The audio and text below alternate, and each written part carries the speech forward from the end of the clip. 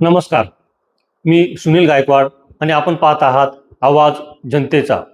गल्ली ते दिल्ली, जनतेच्या प्रश्नावर थेट आणि निर्भीड आवाज. मित्रहो, FDA विरुद्ध गुटखा माफिया, रहीमपूरच्या अंधारात मृत्यूशी झुंज, या आज अत्यंत धक्कादायक विषयावर मी आपणाशी संवाद साधणार आहे. आजच 3 तासापूर्वी आपल्या लोकप्रिय आवाज जनतेचा या चॅनलवर FDA आयुक्त तुकाराम मुंढे यांच्या धडक कारवाईविषयी एक एपिसोड तयार केला आहे. ज्यावेळी या एपिसोडचे शूटिंग चालू होते त्याचवेळी छत्रपती संभाजीनगर जिल्ह्यातील गंगापूर तालुक्यात रहीमपूर या गावाच्या परिसरात एक भयानक थरार सुरू होता. एखाद्या चित्रपटाच्या कथानकालाही लाजवेल असा हा विचित्र प्रकार. दिनांक 8 जून 2026 रात्रीचे 11:30 वाजले होते. संपूर्ण महाराष्ट्रात प्रतिबंधित गुटखा आणि पान मसाल्याविरोधात मोठी मोहीम सुरू होती. अन्न व औषध प्रशासनाचे आयुक्त तुकाराम मुंढे यांच्या आदेशानुसार राज्यभर धडक कारवाया सुरू होत्या. पण त्या रात्री छत्रपती संभाजीनगर जिल्ह्यात जे घडणार होते ते एखाद्या चित्रपटालाही लाजवेल असेच होते.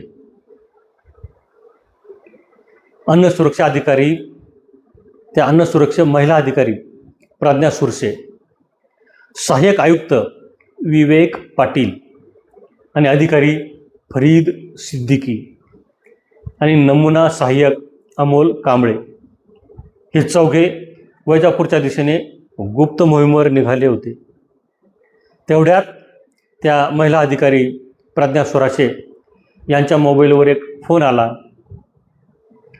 मॅडम, रहीमपूरमध्ये GK रोलर फ्लोअर मिलसमोर एक टेम्पो उभा आहे.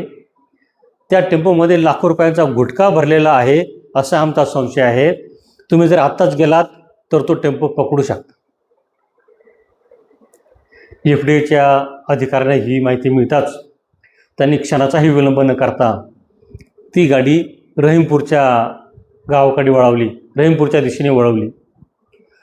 त्यावेळी रात्रीचा 1:15 वेळ झाली होती. सभोवताली अंधार, निर्जन परिसर आणि समोर उभा असलेला संशयित टेम्पो. हे चौघे अधिकारी त्या टेम्पोच्या जवळ गेले. एका अधिकाऱ्याने त्या टेम्पोची ताडपत्री जरा बाजूला करून पाहिली आणि सगळ्यांचे डोळे विस्फारले. टेम्पोमध्ये प्रतिबंधित गुटख्याची तब्बल 25 ते 30 मोठमोठी पोती भरलेली होती. FDAला मोठं यश मिळालं होतं. पण खरा धोका अजून बाकी होता. कारवाई सुरू असतानाच एक बुलेट, अजून एक दुसरी मोटरसायकल, एक क्रेटा कार आणि एक किया कार, ही वाहने सतत परिसरात फेऱ्या मारत होती. आणि त्या गाड्यावरील, त्या मोटरसायकलवरील आणि त्या गाड्यांमधील लोक मोबाईलवर कोणाशी तरी बोलत होते, कोणाला तरी त्या परिसराची माहिती देत होते. आणि त्यांची सर्वांची नजर FDAच्या टीमवर होती.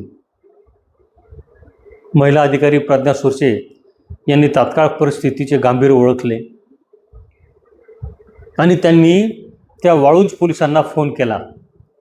सर, आम्ही गुटख्याचा टेम्पो पकडलाय, पण काही संशयित गाड्या आमच्यावर पाळत ठेवून आहेत. आम्हाला तात्काळ मदत हवी. पण पोलीस तिथे पोहोचण्याआधीच त्यांच्यासमोर मृत्यू उभा ठाकला. एक काळी स्कॉर्पिओ भरधाव वेगाने घटनास्थळी आली. गाडी थांबताच काही गुंड खाली उतरले आणि अचानक रात्रीच्या शांततेला चिरत आवाज घुमला, गोळ्या घाला रे यांना, एकालाही जिवंत सोडू नका. क्षणात स्कॉर्पिओ अधिकाऱ्यांच्या अंगावर घालण्यात आली. विवेक पाटील, फरीद सिद्दीकी यांनी जीव वाचवण्यासाठी बाजूला उड्या घेतल्या. पण त्या महिला अधिकारी प्रज्ञा सुरसे यांना उडी मारता आली नाही. त्या धडपडल्या. मग त्या मॅडमलाच या स्कॉर्पिओमधील लोकांनी लक्ष केलं. त्यांनी ती स्कॉर्पिओ थोडीशी मागे घेतली आणि दुसऱ्यांदा पुन्हा जोरात त्या सुरसे मॅडमच्या अंगावर घालण्याचा प्रयत्न केला. त्यातूनही त्यांनी स्वतःचा जीव वाचवण्याचा प्रयत्न केलाच.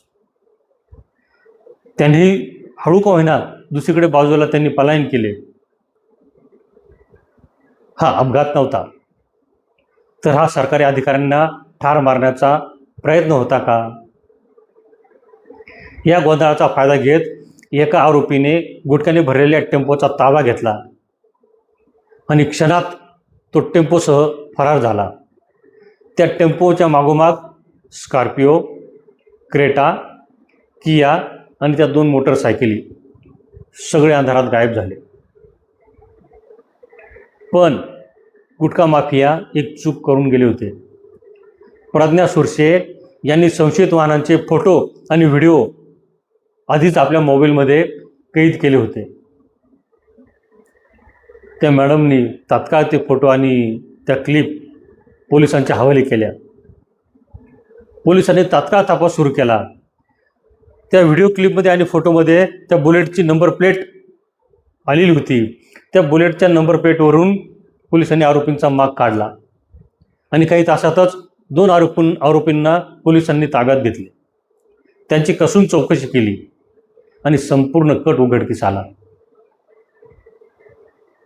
गुटखा माफियाचे नेटवर्क, त्यांचे साथीदार, त्यांची वाहने, त्यांचे संपर्क सगळे पोलिसांच्या रडारवर आले.